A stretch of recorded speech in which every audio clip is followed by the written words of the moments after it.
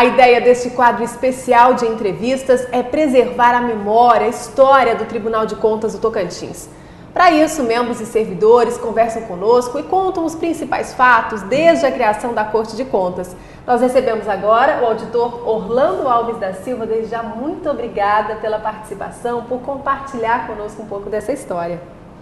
Auditor, vamos começar pelo ingresso do senhor aqui no Tribunal de Contas. Quando foi? Como foi? Conta pra gente. Meu ingresso aqui no Tribunal de Contas ocorreu em 1º/6/89. Fui nomeado, naquele tempo não tinha concurso ainda, o governador nomeou uns servidores do Tribunal de Contas para começar a implantação do Tribunal de Contas. E me honra muito que fui um dos primeiros técnicos de controle externo nomeado naquela época. Aí exerci minhas atividades, trabalhando, nós tentando montar, eu, o colega Pedro Barro, o finado Lucindo, que já faleceu. Era uma equipe de mais ou menos 12 a 15 técnicos que começou essa estrutura que hoje nós estamos aí. Começou praticamente com o estado de Tocantins. Foi Sim. criado em 88, logo no início de 89, né? Já porque quando foi criado o estado, imediatamente o governador da época já baixou um ato criando as instituições. E precisava de botar em funcionalidade todos os poderes.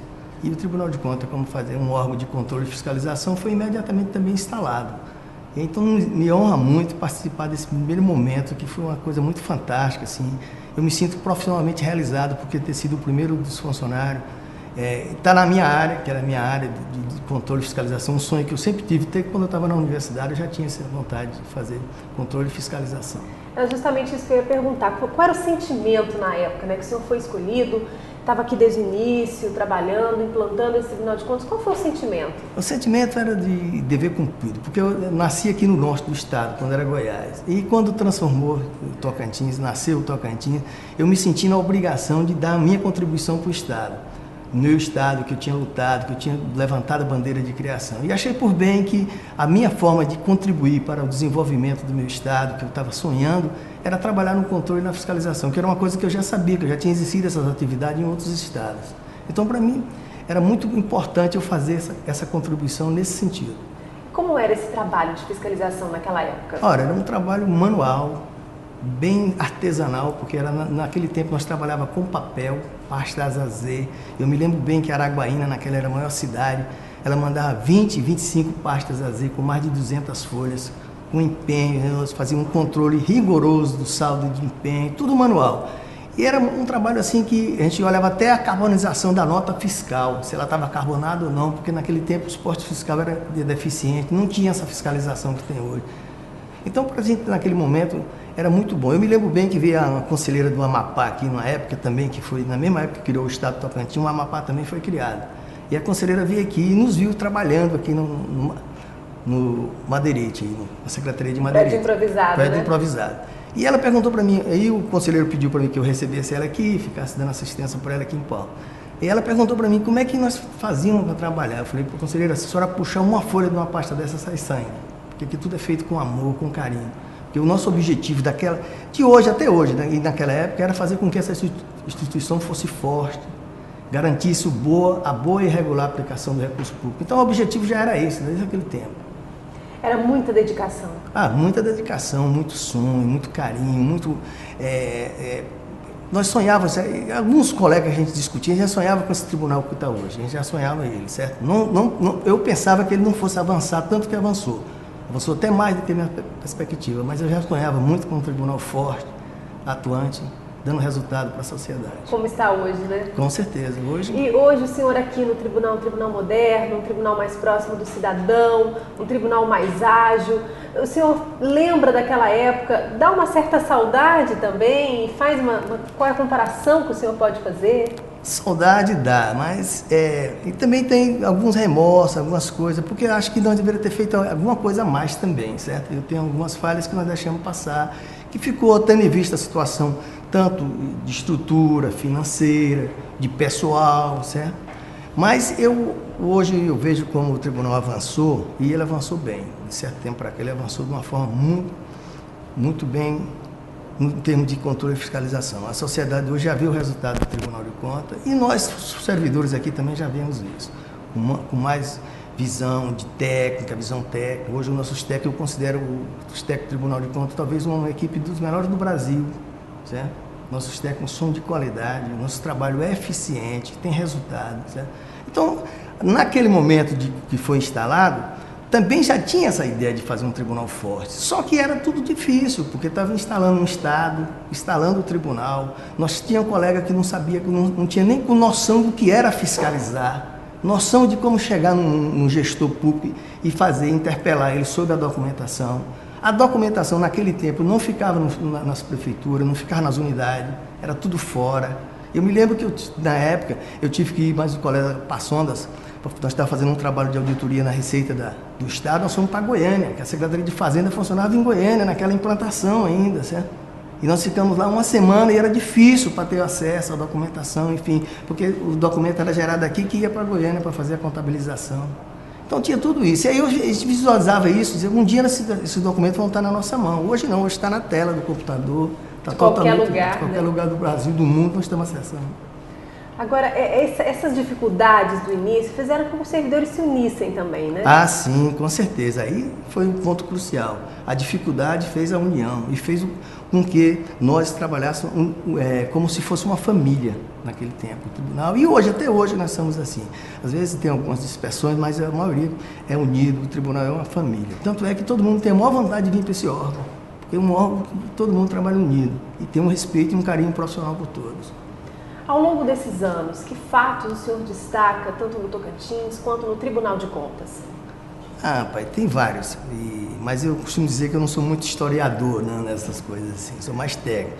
Mas um fato que me lembra muito bem que a história do tribunal com relação ao Estado foi o processo de auditoria, as primeiras auditorias que nós saímos para fazer nesse Estado.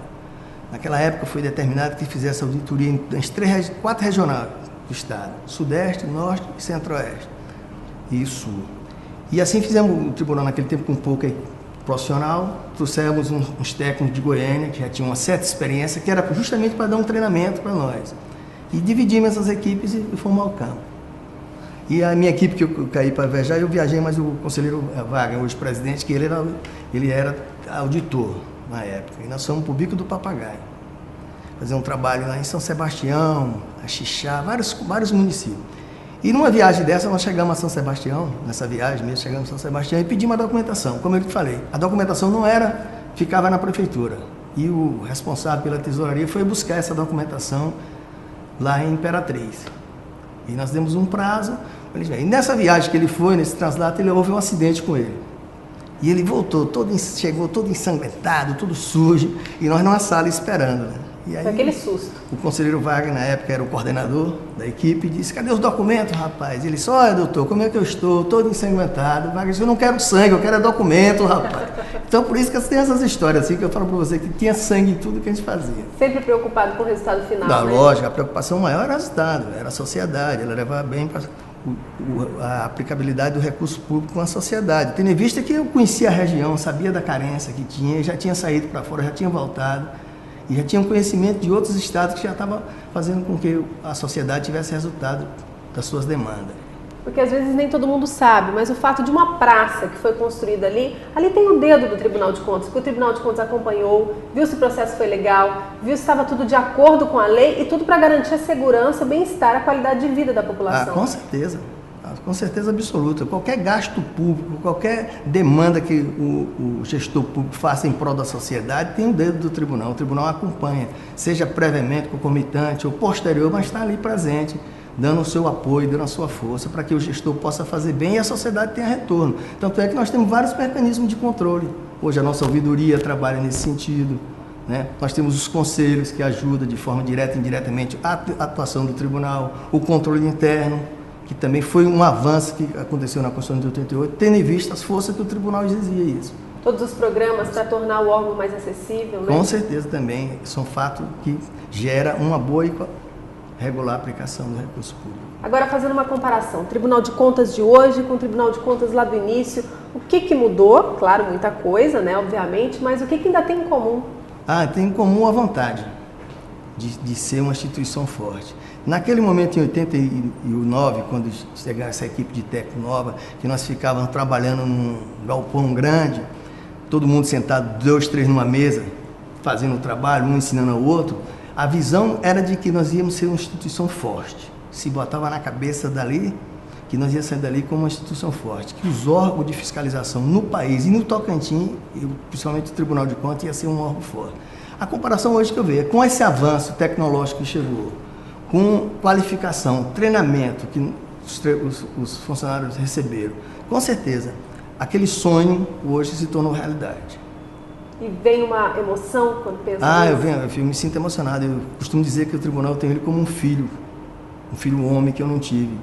Eu não gosto que fala mal do tribunal. Eu sou institucionalista. A instituição é maior. Os homens passam, a instituição fica.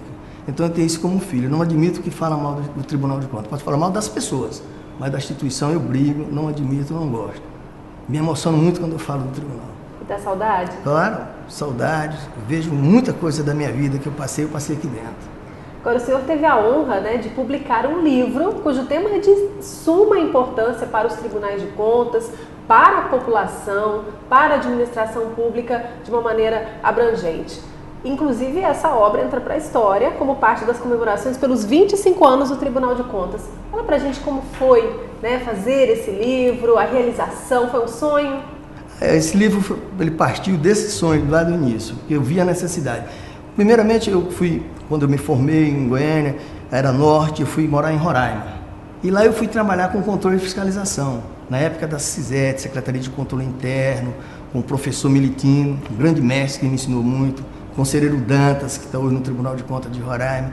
E dali eu comecei a perceber o que era importante na fiscalização e no controle de fiscalização. Aí me veio essa coisa. Quando veio o estado do Tocantins, eu vim para cá e vi a necessidade, vi a carência dos municípios, a carência da gestão pública no âmbito estadual e municipal.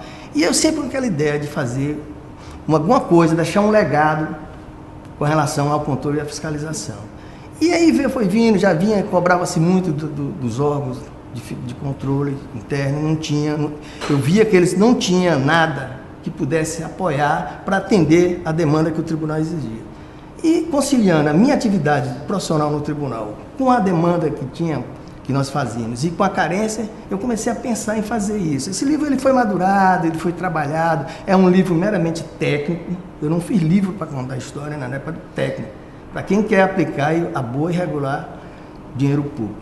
Ele dá todas as condições. Então foi nesse sentido que eu fiz e eu espero que esse livro se torne um legado. Para mim foi uma honra muito grande lançar ele nessa data de 25 anos do Tribunal de Contas. Não tinha essa pretensão ainda, porque é um livro técnico que tem que estar atualizando constantemente.